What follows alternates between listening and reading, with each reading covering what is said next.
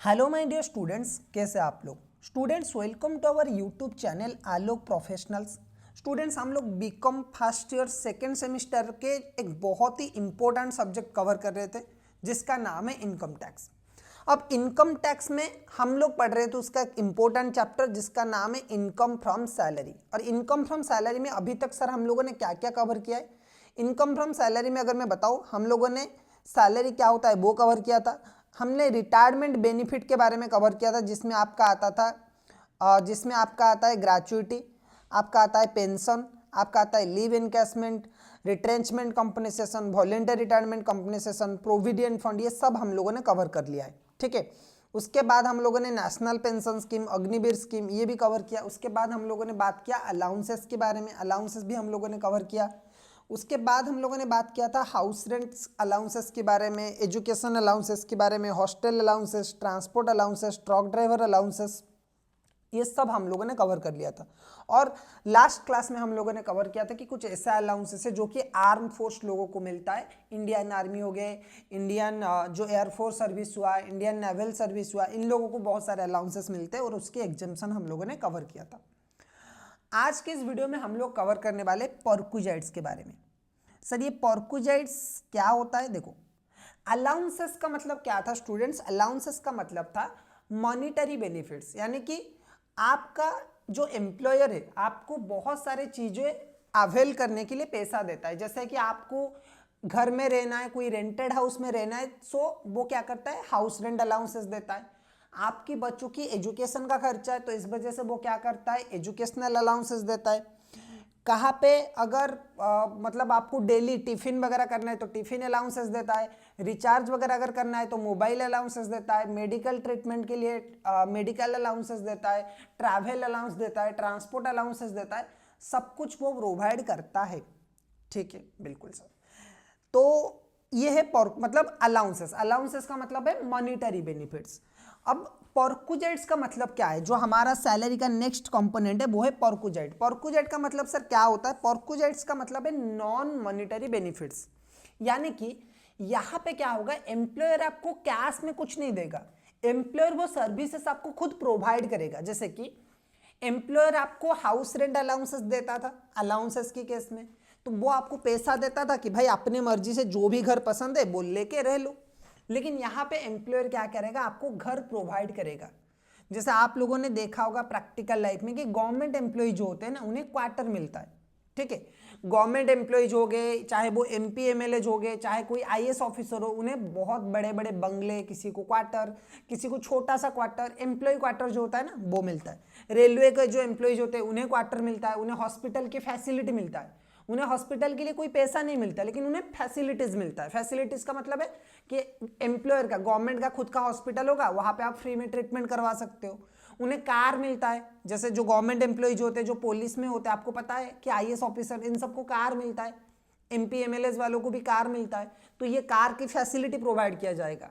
Allowances में क्या था कि अलाउंसेस में कार जो था ना, वो कार की जो भाड़ा होता था, या फिर कार अगर आपको अवेल करना है या फिर आपको गाड़ी बुक करना है तो उसके लिए एम्प्लॉयर पैसा देता था। लेकिन यहाँ पे एम्प्लॉयर क्या करेगा, एम्प्लॉयर यहाँ पे आपको सर्विसेज प्रोवाइड करेगा, यानी कि वो चीजें काइंड में खुद वो फैसिलिटीज आपको प्रोवाइड करेगा। ठीक है, बिल्कुल। तो इसे बोलते हैं पर्क्विजाइट्स। ओके, सो पर्क्विजाइट्स का मतलब क्या है sir? Perquisites means any casual emolument or benefit of an office or position in addition to salary or wages which is availed by an employee. In other word, perquisites are the non monetary benefits in addition to normal salary. ठीक है, पर्क्विजाइट्स का मतलब क्या है? वो non monetary benefits है जो salary के अलावा आपको मिलता है। ओके, अब पर्क्विजाइट्स दो तरह के होता है, बेसिकली तीन तरह की है। Number 1 is exempted perquisite, number 2 is taxable perquisite, and number 3 is taxable only for specified employees. तो पहला जो एग्जाम्पशन है, पहला जो टाइप है पर्क्विजाइट्स का, वो है एग्जेम्प्टेड पर्क्विजाइट। दूसरा जो है वो है टैक्सेबल पर्क्विजाइट फॉर ऑल एम्प्लॉइज, यानी कि जो कुछ जो पर्क्विजाइट्स है वो सारे एम्प्लॉइज के लिए टैक्सेबल है, कुछ जो पर्क्विजाइट्स है वो सिर्फ और सिर्फ स्पेसिफाइड एम्प्लॉइज के लिए टैक्सेबल है। ओके, सो पहले बात करेंगे हम लोग एग्जेम्प्टेड पर्क्विजाइट्स की, यानी कि कौन कौन से वो पर्क्विजाइट्स है, कौन कौन से वो बेनिफिट्स है अगर एम्प्लॉयर आपको प्रोवाइड करता है, अगर एम्प्लॉयर आपको देता है, तो उसके केस में कोई भी टैक्स नहीं लगेगा, मतलब वो पूरा का पूरा एग्जेम्प्टेड है। सो इसमें जो पहला आता है, जो हर ऑफिस में मिलता है, जब आप भी जॉब करने जाओगे वहां पे भी आपको मिलेगा, वो है टी एंड स्नैक्स। यानी कि ऑफिस आवर में आप लोग जब कॉलेज में पढ़ते हो ना, आप लोगों ने देखा होगा कि आपकी जो एचओडी है या फिर जो आपकी प्रिंसिपल है और फिर जो आपकी टीचर्स है, उन्हें फ्री में चाय वगैरह मिलता है, ठीक है। सो टी एंड स्नैक्स, चाय के साथ अगर कुछ बिस्किट वगैरह मिल रहा है तो वो टी, कॉफ़ी, स्नैक्स ये सब जो है ये क्या है, पूरा फुल्ली एग्जेम्प्टेड है अगर ये वर्किंग आवर पे दिया गया है। बस इतना समझ लेना कि ये रेड कलर का नहीं होना चाहिए, यानी कि नॉन अल्कोहलिक बिवरेजेस नहीं होना चाहिए, ठीक है। बियर, व्हिस्की, रम ये सब जो है ना, ये ऑफिस में अच्छा नहीं लगता, ये तो आपको बाहर, ठीक है, जब बैठते हो आप लोग कुरकुरे वगैरह लेके तब अच्छा लगता है। बहुत सारे बच्चों को ये लगेगा कि सार पूरा एकदम बेवड़े है, बट नॉर्मली आप लोगों को पता है, आप इतने तो बड़े हो चुके हो कि आपको पता है कि अल्कोहल की जो प्रॉपर प्लेस है वो कहाँ है। So tea and snacks, tea and snacks अगर आपको ऑफिस आवर में मिल रहा है तो वो क्या है, पूरा फुल्ली तरीके से वो एग्जेम्प्टेड है, ओके। दूसरा है फूड।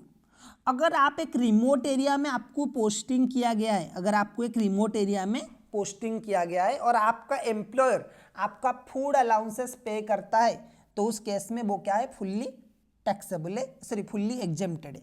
सपोज आपको किसी दूर दराज की जंगल एरिया में भेज दिया गया कि भाई जाओ यहाँ पे थोड़ा सा काम है वो करके आओ। अब आपको पता नहीं है, उस एरिया में कोई होटल वगैरह नहीं है, तो ये तो एम्प्लॉयर का ही रिस्पॉन्सिबिलिटी है ना सर कि आपको खाना टाइम पे ला के दे, क्योंकि आप उसके वजह से वहाँ पे फंसे हुए हो, ठीक है। तो ये जो है ये पूरा का पूरा क्या है, टैक्सेबल है, सॉरी पूरा का पूरा एग्जेम्प्टेड है। उसके बाद आता है recreational facilities. Recreational facilities to the extend of a group of employ. देखो रिक्रिएशनल फैसिलिटीज का मतलब क्या है कि सपोज किसी ऑफिस में या फिर कोई कंपनी है जो अपने एम्प्लॉयज को मूवीज वगैरह दिखाने के लिए ऑफिस में एक थिएटर ओपन किया है, या फिर जो आज के टाइम पे बहुत सारे ऑनलाइन गेम्स है, जैसे बहुत सारे कंपनीज है बैंगलोर वगैरह में जहाँ पे ऑनलाइन गेमिंग आप खेल सकते हो। उनके एक कैंपस होगा जिसमें गेमिंग के लिए सारे के सारे जो इक्विपमेंट्स है वो अवेलेबल होगा, जिसे ऑनलाइन गेमिंग करना है वो वहाँ पे कर सकता है।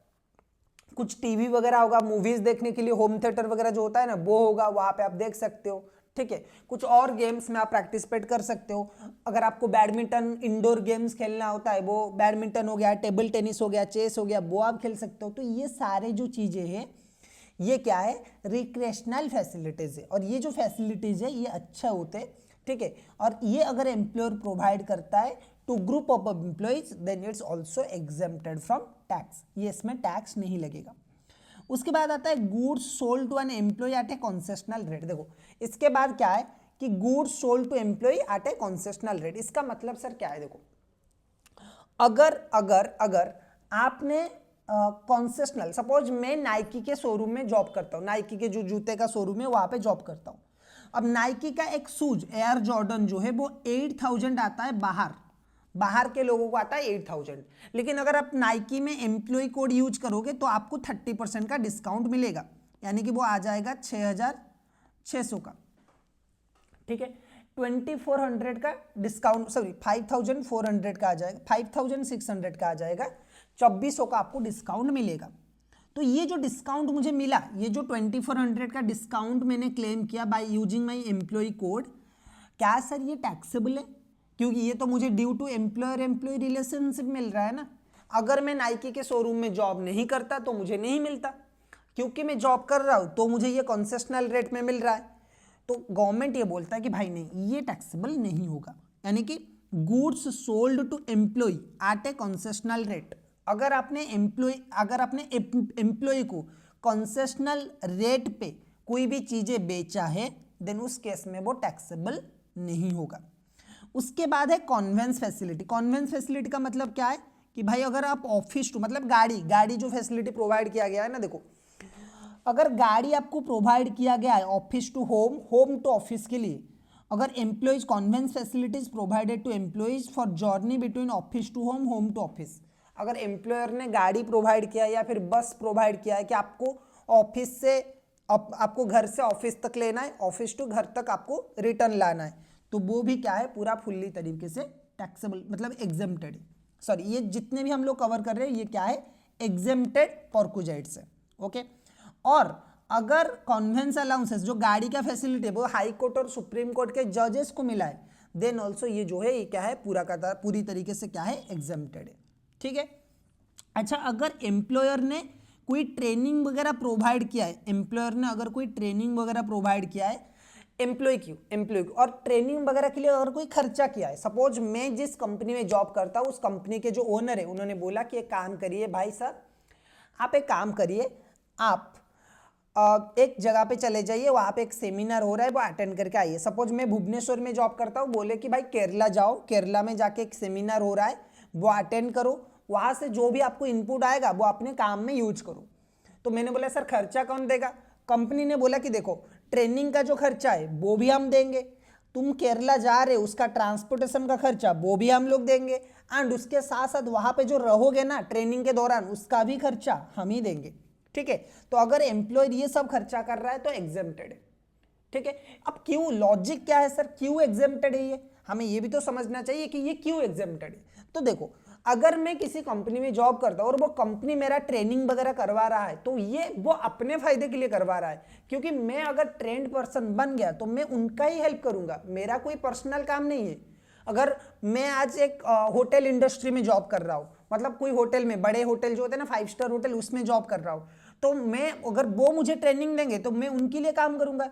कल सपोज मैं किसी स्टील कंपनी में चला गया, टाटा स्टील में मैं चला गया, तो उस केस में क्या होगा, टाटा स्टील में अगर मैं चला गया तो उसमें स्टील वाला मतलब होटल वाला मेरा कोई काम वहां पे आएगा ही नहीं ना, जो मैंने एक्सपीरियंस लिया है वो कोई काम का नहीं है। तो इस वजह से अगर एम्प्लॉयर ट्रेनिंग वगैरह प्रोवाइड करता है तो वो तो अपने फायदा का देख रहा है ना, एम्प्लॉय अच्छा काम करेगा तो अल्टीमेटम फायदा कंपनी को है। तो इस वजह से क्या है कि ये पूरी तरीके से एग्जेम्प्टेड है। अच्छा देखो, जैसे मैंने आपको बोला था अलाउंसेस में कि कुछ लोग होते हैं जो कि आउटसाइड इंडिया में जॉब करते हैं और इंडिया गवर्नमेंट के लिए काम करते हैं, लेकिन आउटसाइड इंडिया में जो होते हैं एम्बेसडर्स या फिर इंडियन फॉरेन सर्विस वाले, या फिर जो आईएफएस होते हैं इंडियन फॉरेन सर्विस में जो लोग जॉब करते हैं, या फिर जो लोग क्या करते हैं गवर्नमेंट को बाहर रिप्रेजेंट करते हैं, जैसे कि यूएनओ हो गया, आपका आईएमएफ हो गया, आपकी वर्ल्ड बैंक हो गया, इसमें भी इंडिया के बहुत सारे एम्प्लॉय जॉब करते हैं। ठीक है, तो ये जो सर्विस वो लोग इंडिया गवर्नमेंट को प्रोवाइड करते हैं वो पूरी तरीके से उन्हें जो भी परक्विजाइट मिलेगा, उस टाइप के लोगों को जो भी परक्विजाइट मिलेगा वो क्या है, पूरी तरीके से एग्जेम्प्टेड है। अच्छा, अगर आपने अपने एम्प्लॉयर से लोन लिया है, अगर आपने अपने एम्प्लॉयर से इंटरेस्ट फ्री लोन लिया है या फिर कंसेशनल रेट पे लोन लिया है, अब सर ये क्या होता है, देखो सपोज मैंने अपने एम्प्लॉयर को बोला कि भाई सर मुझे क्या करिए, भाई नहीं सर बोला मैंने कि सर एक काम करिए, मुझे 1 लाख का लोन चाहिए, वो पे कर लीजिए, मतलब 1 लाख का लोन है मुझे, वो आप लोन मुझे प्रोवाइड करिए, और इसको मैं क्या करूंगा अपनी सैलरी से धीरे धीरे इस लोन को रिपेमेंट करूंगा। और एम्प्लॉयर ने बोला हाँ ठीक है, मैं आपको क्या करूंगा, 1 लाख का जो लोन है मैं आपको प्रोवाइड करने वाला हूँ। अब यही लोन अगर मैं एसबीआई से लेने जाता, स्टेट बैंक ऑफ इंडिया से, उनका रेट है 15% का, मेरा जो एम्प्लॉयर है वो मुझे दे रहा है 5% का।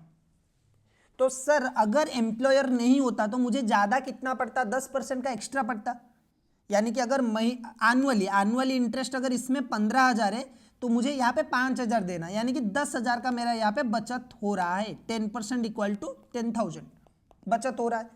तो यहाँ पे ये बोल रहे कि ये एक परक्विजाइट है, गवर्नमेंट का ये कहना है कि देखो आजकल पैसा इतना इंपॉर्टेंट हो चुका है ना कि कोई भी इंसान अपने घर वालों को पैसा नहीं देता, अपने भाई को पैसा नहीं देता।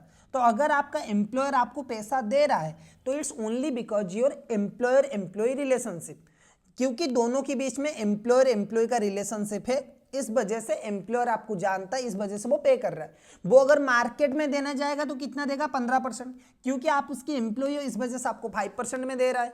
सो ये जो एक्स्ट्रा 10,000 है ये टैक्सेबल हो जाएगा आपके हाथ में under the head income from salary. लेकिन 2 कंडीशन है जहां पे ये जो लोन, इंटरेस्ट ऑन लोन है वो टैक्सेबल नहीं होगा। तो देखो क्या बोल रहा है, ये बोल रहा है कि if loan given at concessional rate, देखो लोन गिवन एट नील और concessional rate of interest by the employer provided the aggregate of the loan amount does not exceed 20,000। बोल रहा है कि भाई कब ये जो लोन है ना, कब ये एग्जेम्प्टेड होगा, कि अगर लोन का अमाउंट 20,000 है। भाई 20,000 में क्या होगा आजकल एक महीने में लोग 20,000 यूं ही खर्च कर लेते। तो अगर आपको अपना एम्प्लॉयर 20,000 का लोन प्रोवाइड कर रहा है तो उसके ऊपर कोई टैक्स नहीं लगेगा, भले उसने कोई इंटरेस्ट चार्ज नहीं किया है, उसने 0 इंटरेस्ट चार्ज किया है, फिर भी आपको क्या मिलेगा, आपको उस टाइम पे भी पूरा का पूरा एग्जेम्पशन मिलेगा।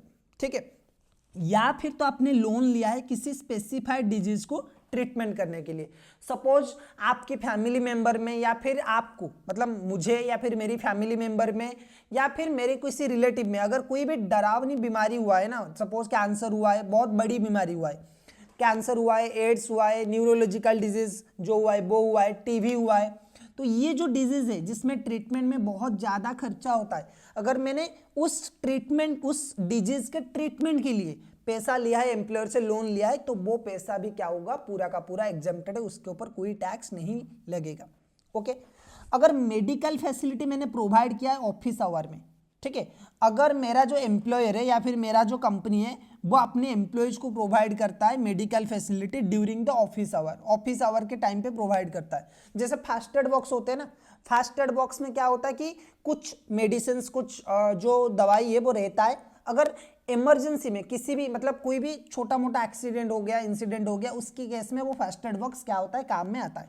ठीक है, उसके बाद आता है पीरियडिकल्स एंड जर्नल्स, जो ऑफिस की तरफ से मैगजीन वगैरह मिलता है ना पढ़ाई करने के लिए, डेली जो न्यूज है उसके ऊपर अवेयरनेस रखने के लिए, वो पूरा का पूरा एग्जेम्प्टेड है। टेलीफोन एंड मोबाइल फोन, देखो जो भी आपका टेलीफोन या फिर मोबाइल फोन का जो भी खर्चा है, वो अगर कंपनी उसका रिचार्ज कर रहा है या फिर कंपनी उसका बिल पेमेंट कर रहा है, तो उस केस में क्या होगा, वो जो टेलीफोन या फिर मोबाइल फोन का जो बिल है जो कंपनी पे कर रहा है, सपोज मैंने टॉक टाइम ले लिया, मैंने रिचार्ज करवा लिया, उसका जो बिल है वो बाद में कंपनी मुझे रीपे कर रहा है, तो वो पूरा का पूरा एग्जेम्प्टेड है।